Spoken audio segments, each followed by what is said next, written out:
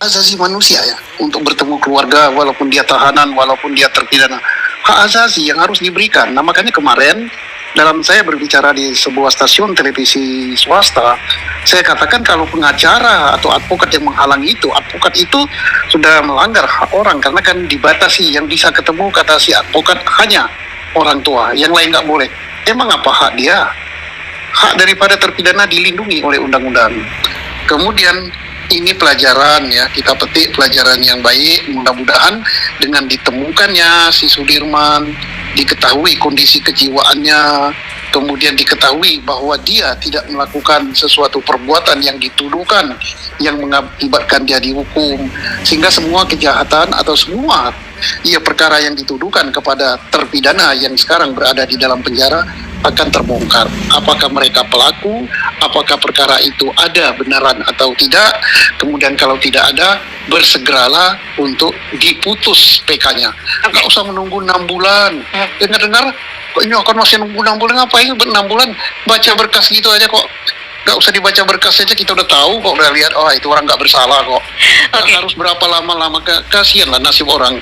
Kalau nggak cobalah masuk penjara aja 2 hari dulu, kayak apa rasanya sih? Ya, dia mengatakan tidak melakukan itu, tidak pernah, bahkan tidak berada di tempat kejadian. Jadi berarti kan kejadian itu sama sekali tidak ada.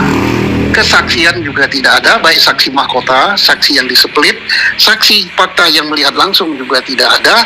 Ya berarti memang saya katakan dari awal bahwa ini kan mengadili hantu gitu ya. Kenapa saya katakan begitu? Berarti semua nggak ada. Peristiwa yang diadili itu nggak ada.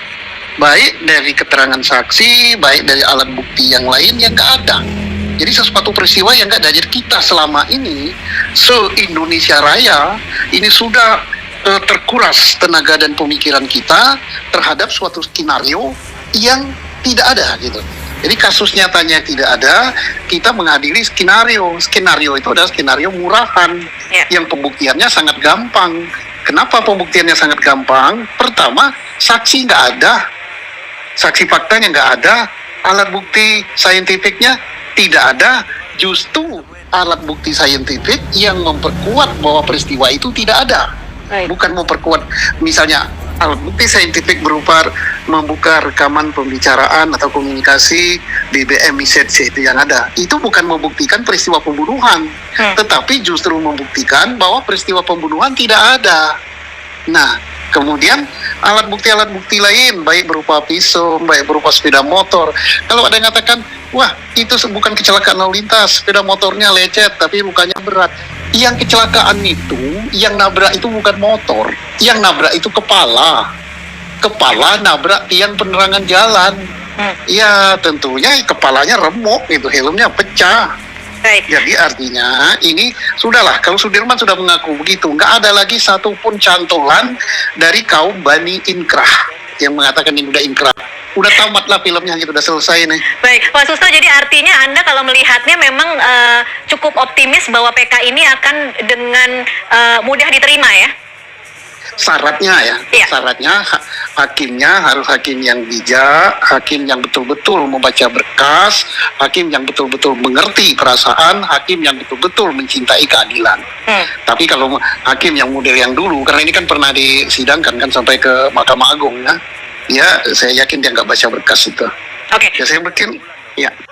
Kita sangat berharap ya, mudah-mudahan Kapolri dan elit Polri untuk meningkatkan kepercayaan masyarakat kepada Polri bahwa apa yang dilaporkan oleh Pak Jutek bersama teman-teman tentang perlakuan penyidik yang tidak manusiawi terhadap para tersangka untuk mendapatkan keterangan berupa pengakuan yang didapat dengan cara penyiksaan, dan kita hormati, kita respect bahwa Pak Kapolri telah membentuk tim gitu.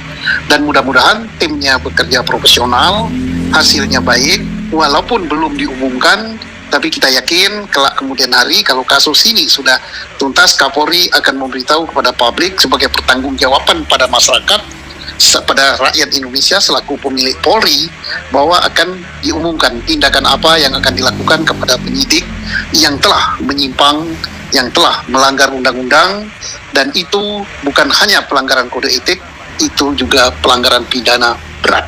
Baik.